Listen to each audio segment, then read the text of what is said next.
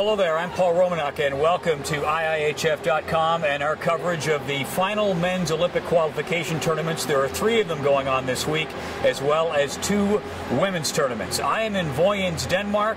There are other tournaments taking place in Latvia and in Germany in the men's draw. Here basically is how it works, if you're not that familiar with it. In the men's draw, there are 3 groups playing in 3 different cities. 4 teams in each group. They play a single game round robin. The team that finishes in first place in the group is off to play in the Winter Olympics in Sochi 1 year from now. Likewise, in the women's, 2 tournaments taking place in 2 different cities, 4 teams in each group. Round robin format, as with the men's. The top team, number 1 in the group, is off to Sochi 1 year from now. Lots of action to show you, as well as comments from some of the players involved. So let's get busy with a very busy next few moments, and we'll start things off with Group D in the men's qualification in Bietigheim, Bissingen, Germany. And game number 1 of the day, it is Austria going up against Italy. First period action, Austrian power play, and Daniel Oberkofler with a tip made it 1-0. Italy comes back, Anton Bernard making it 2-1. 3 minutes later, Oberkofler with his second of the game to make it 3-1 for the Austrians. And we zoom ahead to the third period. And Vincent Rocco will pull Italy to within 1, chopping one in there from the side. But time runs out, and Austria celebrates the victory. Final score in this one, the Austrians over top of Italy by a score of 3-2. We're obviously very happy with the win. There's no question about it. But we know also that we have to get better as this tournament goes on, and that's our goal, is to get better and better as the tournament goes on here. It's a game that, like I said earlier, could have went either way. Both teams played very well, and sometimes in close games like that, it's just a matter of the right bounces going your way, and that happened for us. And our goaltender, I thought both goaltenders were very good this evening here. So. Yeah, it's nice to start off a win, and we're looking forward to our game tomorrow.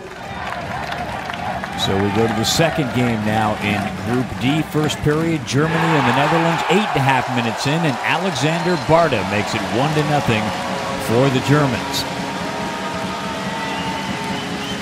3.5 minutes later, it is Daniel Wolf who will convert and make it 2-0 in favor of Germany, and they are off and running against the Netherlands. Only goal for the Netherlands, 9:01 of the second period, and Marcel Kars gets it. It is 2-1, Germany still on top.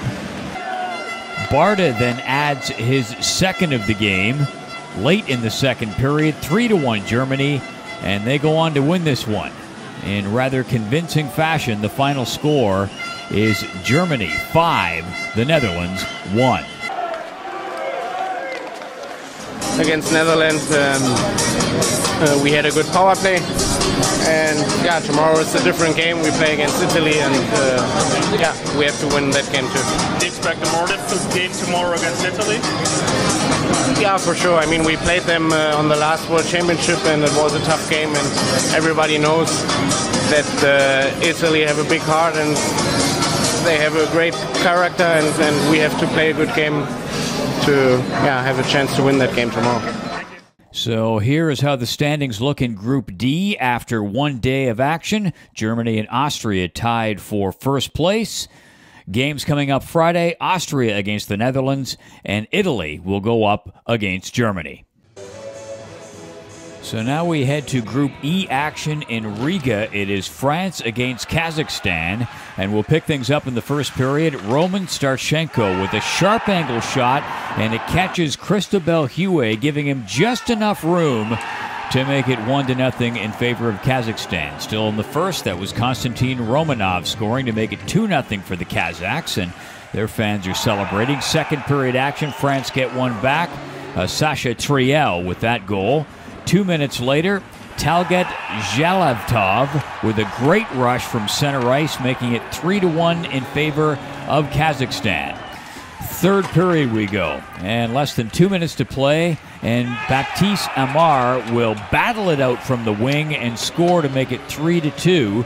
dying moments, Coach Dave Henderson will pull the goalie, gets the extra attacker out there, and Johan Ovitu with a look from the point, but he didn't score. And the final score, Kazakhstan 3, France 2.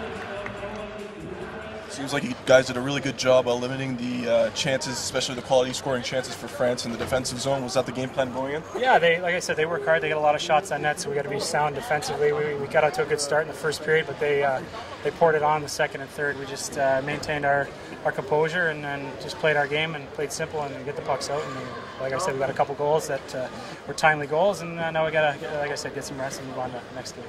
You feel the team chemistry is progressing now? Yeah, definitely. I mean, we've played together for a little while now, a couple years, and I played with, like I said, Astana, so it's like riding a bike, getting back with these guys. Thanks a lot, Kevin. Good luck at the next one. All right, thanks a lot, guys. Next game in Group E is Latvia against Great Britain. And we pick this one up at 2 minutes and 57 seconds into the game, and Juris Stahls finds Gintz Meja in front, 1-0 in favor of the Latvians. GB bounce right back, though. The puck gets turned over along the boards. Colin Shields over to Robert Dowd with the finish, and we are tied at 1. Move along now. Latvia on the power play, and Miks Indrasis will convert here to make it 2-1 for Latvia after 1, and their fans are celebrating the hometown team's success. We go to the second period, and Oskars Bartulis on the power play scores to make it 3-1 for Latvia through 2 into the third period. And it's Ronalds Kennis, and he will make it 4-1. The final score, 6-2 for Latvia. Definitely, we knew that they're going to skate hard, work hard, and we were not exactly ready for it. We came out a little bit, a little bit fancy and tried to do a little bit too much in the neutral zone, and actually gave them very good scoring chances, and did not play as we wanted to. First period we played kind of home, good crowd. We came out a little bit nervous. Everything didn't happen how we wanted, but in the second and third we pick it up, and especially in the third, and we finished good. Certainly a loud crowd tonight. Did you guys feel the pressure going in? Yeah, in the first, like I said, we was a little bit nervous, but it's fun. It's our fans. It's like our sixth player on the ice. They're helping us. They support us. That's great. So we look at the standings in Group E after day number 1. Latvia and Kazakhstan tied for first place. Big games coming up on Friday. Kazakhstan and Latvia in the evening. That's the big one. France and Great Britain in the early game. And now to Voyens and Group F, Belarus and Slovenia in the early game. First period action. Slovenia will score on a great rush. They're on the power play. 16:30 is the time of the goal. Jan Urbas scoring it. On to the second period. Wide open net there for Robert Sabulik. 2-0 Slovenia. After that power play goal, Belarus will battle back. Alexander Kulikov in the power play. And 1 minute later, Andrei Stepanov ties the game up. Battling his way out from back of the net. Great snipe there. And we are all tied at 2.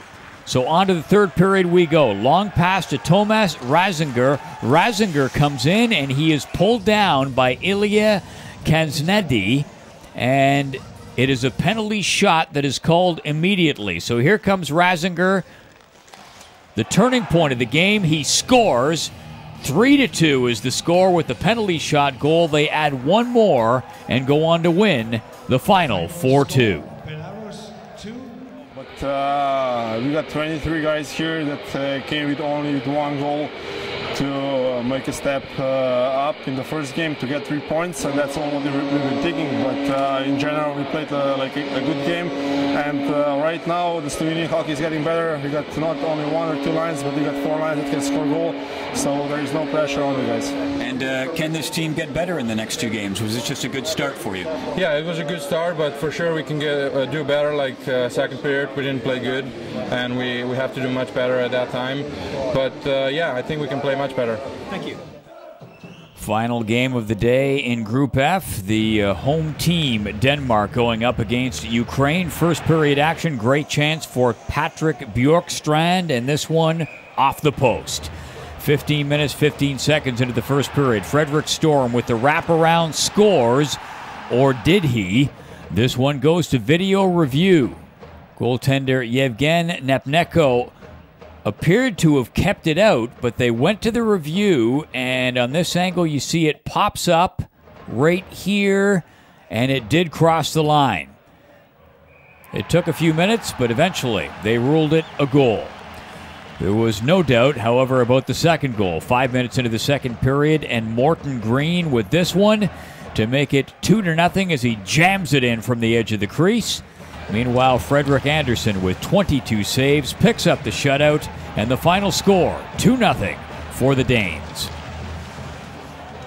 You got the goal and broke it open. How did it feel when you got that? It was amazing.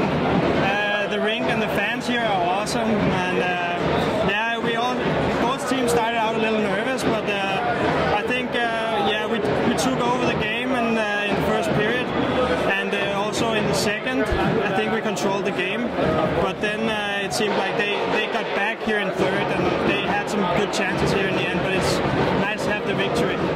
Of course, we came out a little bit nervous today. Here we have our home crowd in front of us, and it's a big favor to play at home. But after that first goal, I think we had the rest of the game, and especially when we scored a goal on the power play early in the second, there was right what the doctor ordered. So that was perfect. So here is how things look in Group F. Slovenia and Denmark tied for first place. Action coming up on day number 2 on Friday. Belarus against Ukraine, and Slovenia going up against Denmark. Meanwhile, in the women's final Olympic qualification, it was Japan defeating Norway and Denmark defeating Slovakia 2-1. So the standings looking like this: Japan and Denmark tied for first place.